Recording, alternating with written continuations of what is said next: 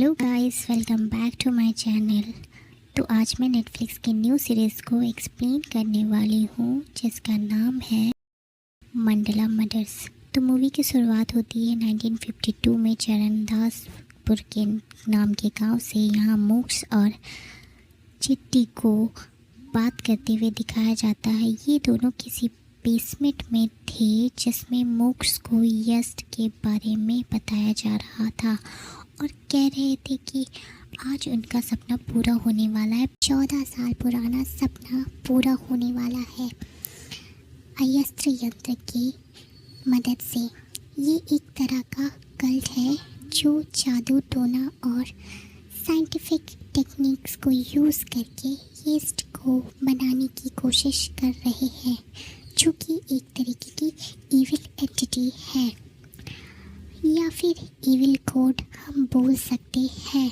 इसी में हमें एक यंत्र को दिखाया जाता है जो कि है एक तरीके का अयस्त्र यंत्र, जो कि बहुत ही महत्वपूर्ण यंत्र है इस पूरी मूवी में।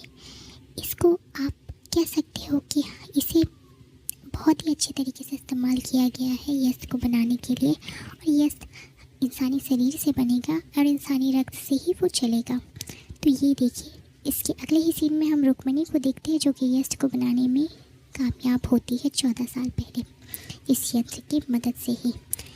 तो तभी हम देखते हैं कि गांव वाले को पता चलता है कि ऐसा कुछ हो रहा है और वो लोग इस बेसमेंट की तरफ बढ़ते हैं और सारे लोग आक्रोश में होते हैं कि इन जादूगरनियों को, इन विचेस को आज तो जलाकर मार ही देंगे। तभी रुक्मिणी को चिट्टी कहती है कि तुम मोक्ष और यंत्र को लेकर यहाँ से चली जाओ।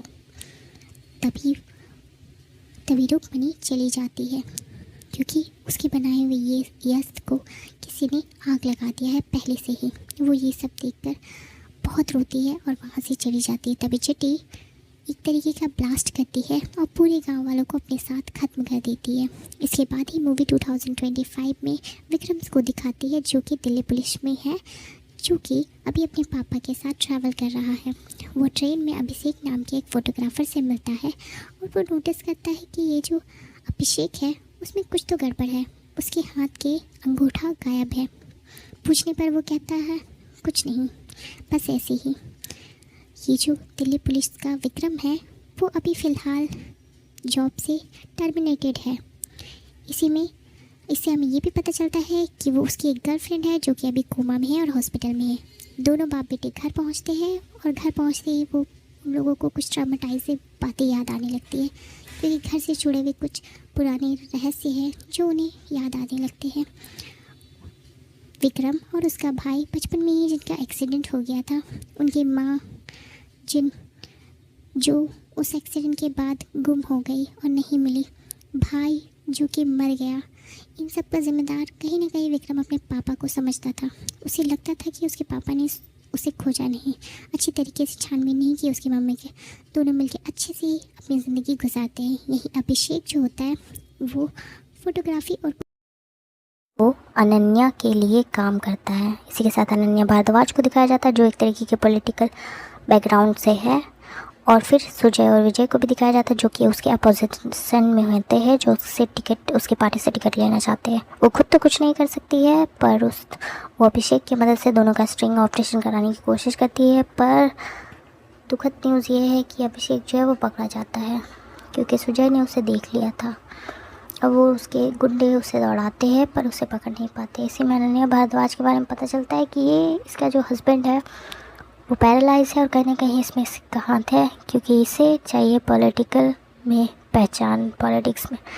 यहीं घाट पे हम दो दोस्तों को देखते हैं, विक्रम और उसका बचपन का दोस्त और उसके पापा जो होते हैं तट पे नहा रहे होते हैं कि तभी एक लाश दौड़ता हुआ तैरता हुआ आता है। वहाँ पे लाश को देखने के बाद पता चलता है कि ये तो वही लड़का है जो कल हमें ट्रेन में मिला था। ये देखकर विक्रम शॉक्ड हो जाता है, उसके पापा भी शॉक्ड हो जाते हैं। तभी देखने में पता चलता है कि ये जो लाश है इसका धड़ जो है उसके शरीर से गायब है। यहीं उसके बाद वाले सीन में ही मंडला पे दिखाया जाता है जहाँ पे उसका धड़ को दिखाया जाता है, जो कि समझ में आता है कि किसी तरह का कल्ट या किसी तरह के रिचुअल के लिए इन लोगों को मारा जा रहा है, क्योंकि इनके सर पे अलग ही टाइप का एक पहचान था जो कि एक मंडल बना हुआ था। कुछ छानबीन करते हुए विक्रम जो होता है उसे अपनी माँ के पर्स में भी मिलता है यही चीज़, यही एक सिक्का जिसमें यही मंडला बना हुआ होता है। उसे समझ में नहीं आता क्या हो रहा है ये सब। उसके बाद वो ये सिक्का देखने के बाद इस केस की तहकीकात करने लगता है। तहकीकात करने के लिए वो अभिषेक के घर पहुंचता है, जहां उसको पता चलता है, अपने दोस्त के से बात करने के बाद उसे पता चलता है कि अभिषेक जो है यहीं का लोकल रहने वाला था। तो वो उसके घर जाता है और उसकी बीवी से मिलता है। तो उसकी बीवी और उसके आसपास में कुछ पता लगाने के बाद पता चलता है कि ये जो अभिषेक है उसका एक निकनेम भी है जो कि है बबलू। बबलू जो है वो कहीं दोस्त तो नहीं, ये बचपन का दोस्त है विक्रम का। और वहीं दूसरे सीन में हमें दिखाया जाता है अनन्या के बारे में, जो चाहती है कि अभिषेक के खून का इल्ज़ाम पूरी तरीके से सुजय और विजय के ऊपर जाए और वो जेल जाए, ताकि दोनों को इलेक्शन टिकट ना मिले और अनन्या का रास्ता साफ हो जाए। तभी हम अभिषेक के घर के बाहर विक्रम को देखते हैं पूछताछ करते हुए, जहाँ से उसको पता चलता है कि उसका असली नाम बबलू है, अभिषेक नहीं। वहाँ उसे पता चलता है कि ये तो रुक्मणी आंटी का बेटा है जो हमारे घर में बचपन में रहा करता था, जिसके साथ हमारी माँ गई थी और गायब हो गई थी। उसके बाद ये तीनों भी गायब हो गए। तभी वो और छानबीन करता है और देखता है अनन्या भारद्वाज को भी वहीं पे। उसके बाद उसे फ्लैशबैक में अपनी माँ की याद आती है, अनन्या भारद्वाज। यहाँ पे एक और चीज़ पता चलती है कि अनन्या भारद्वाज जो है वो विक्रम की लव इंटरेस्ट की बड़ी बहन है।